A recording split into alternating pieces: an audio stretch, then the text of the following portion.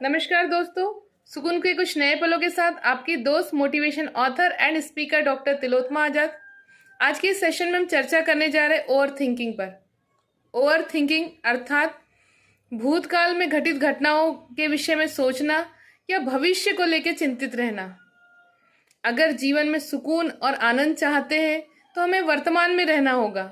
जब भी हम भूतकाल को लेकर चिंतित होते हैं या भविष्य को लेकर चिंतित होते हैं तो हम अपने जीवन से आनंद के पलों को खो देते हैं। भूतकाल या भविष्यकाल दोनों के विषय में ज़्यादा चिंतित होना दोनों के ही दुष्परिणाम हैं। चलिए एक छोटी सी कहानी के माध्यम से इसे समझते हैं। सेठ घनश्याम दास जी सुबह सुबह अपनी दुकान खोलने के लिए घर से निकलते हैं। जब वो घर से निकलते हैं तो रास्ते में एक पीपल के पेड़ के नीचे भविष्य वक्ता बैठे हुए थे।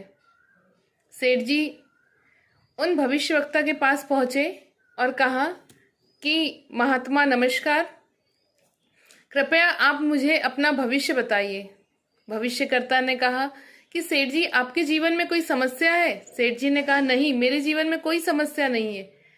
भविष्यकर्ता ने फिर पूछा कि जब कोई समस्या ही नहीं है तो आप अपना भविष्य क्यों जानना चाहते हैं? सेठ जी ने कहा कि नहीं, आप मुझे अपना भविष्य बताइए कि आगे मेरे भविष्य में क्या घटित होने वाला है। भविष्यकर्ता के बार बार मना करने के बाद भी जब सेठ जी नहीं माने तो भविष्यकर्ता ने कहा कि सुनिए सेठ जी अपना भविष्य। सेठ घनश्याम दास जी बड़े ध्यान से अपना भविष्य सुनने लगे। भविष्यकर्ता ने बताया कि सेठ जी इस महीने के अंत तक आप इतना ज्यादा धन कमाएंगे जितना आपने अपने जीवन में कभी नहीं कमाया।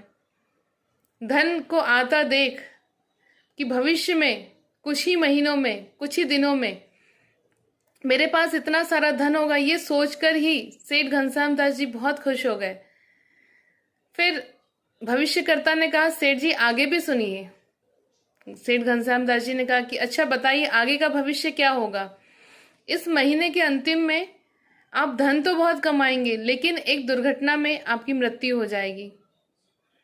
जैसे ही दुर्घटना की बात सेठ जी ने सुनी तो सेठ जी उदास हो गए और कहने लगे कि क्या ये टल नहीं सकता? तो भविष्यकर्ता ने कहा कि ये सिर्फ एक भविष्यवाणी है जो अच्छी और बुरी दोनों है, जो मैंने आपको सुना दी है। अब ये कैसे परिवर्तित होगी ये मुझे नहीं मालूम। सेठ घनश्याम दास जी भविष्यकर्ता के पास से उठते हैं और अपनी दुकान की ओर उदास परेशान मन से जाने लगते हैं। जब वो अपनी दुकान पर बैठते हैं तो दुकान पर उनका मन नहीं लगता। उसके बाद जब शाम को अपने घर वापस आते हैं भोजन करने के लिए तो भोजन की थाल सामने होती है लेकिन सेठ जी का मन नहीं लगता।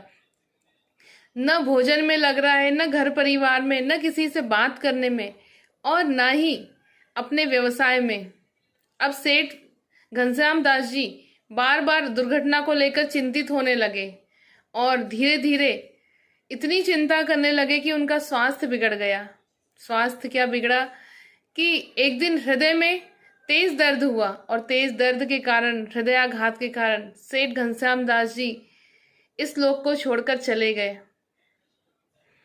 दोस्तों ये एक सिर्फ कहानी है और इस कहानी के माध्यम से ये समझाना चाह रहे हैं कि सिर्फ भविष्य की जानकारी प्राप्त होना और भविष्य को लेकर चिंतित होने से सेठ घनश्याम दास जी को अपने प्राण तक त्यागने पड़े। अगर सेठ घनश्याम दास जी अपने भविष्य की चिंता ना करते, अगर अपने भविष्य को ना जानने की जिद करते तो शायद निश्चित नहीं था कि इसी सप्ताह में उनकी मृत्यु हो जाती।